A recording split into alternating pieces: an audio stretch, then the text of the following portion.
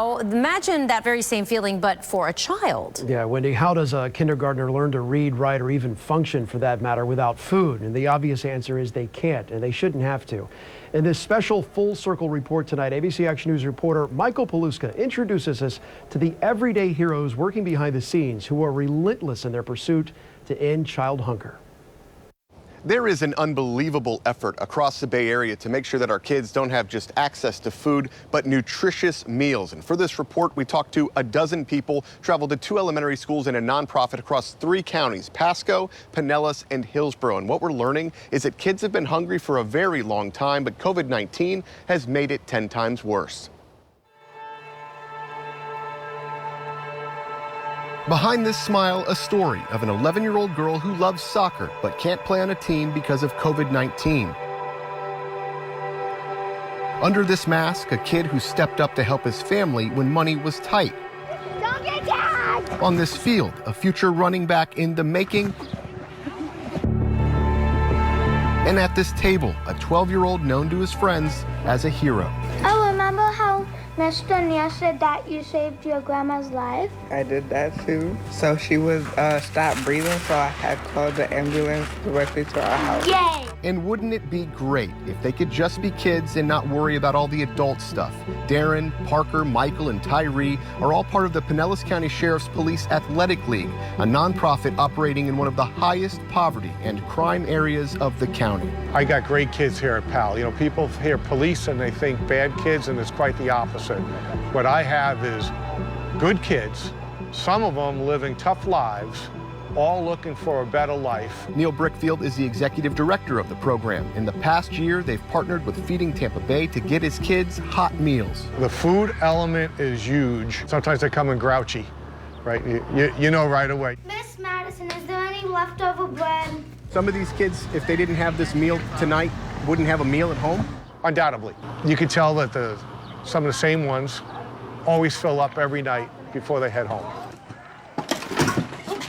Across town at Gibsonton Elementary, Catherine Gilmore spends her Fridays dodging doors, hustling out food bags for students to take home to their families for their Smile Club program supported by Mosaic. We send home right now 111 bags of food every Friday afternoon. A lot of our families already struggle to begin with, and COVID didn't make life any easier. So we have 95% of our families at free and reduced lunch. I personally think that kids that watch parents struggle will be better off because they know how important the schooling is. Chelsea Moore has 5 kids at Gibsonton Elementary. During lockdowns, she had to quit her job to be home with them, and money got tight. Worrying about whether you can afford it or not, it's a stress alone, and then trying to make sure the kids don't see that stress, that's a whole nother stress.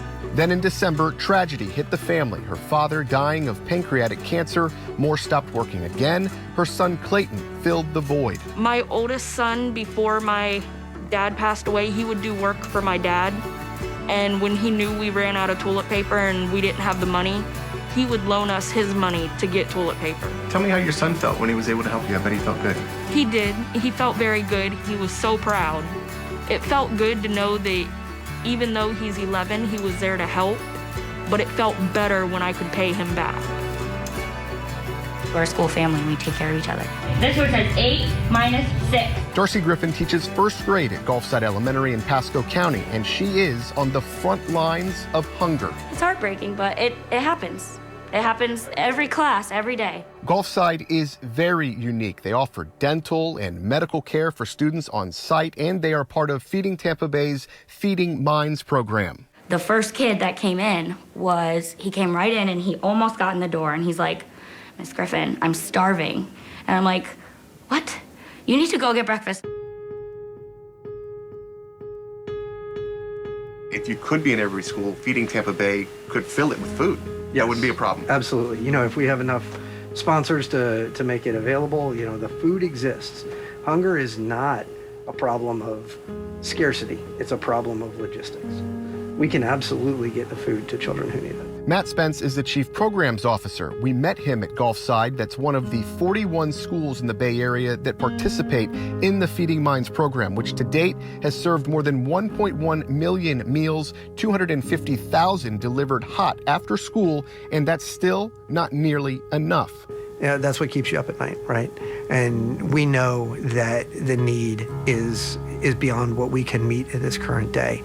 But we do feel really strongly that solving children's hunger is possible. I like it, but the fruit is 50-50 because it's hot and it sometimes loses flavor, but not all the time.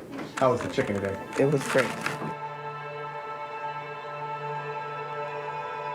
In our area, 1 in 4 kids are considered food insecure, and that adds up to hundreds of thousands of them going hungry every day. We don't know if Tyree is one of them. Can I please have more? Or if Parker just happened to be a little hungrier when we met her. Brickfield says none of that matters. What does? Knowing all of these children with big dreams won't fail because we let them down. I want to join the military or do stuff with computers. I want to be an architect and go to college and study about architects. I want my side job to be a chef, like a cooking chef. In Tampa, Michael Paluska, ABC Action News. And if you'd like to help feed more kids in the Bay Area, we have links to help you get involved posted right now on our website at abcactionnews.com. Paul?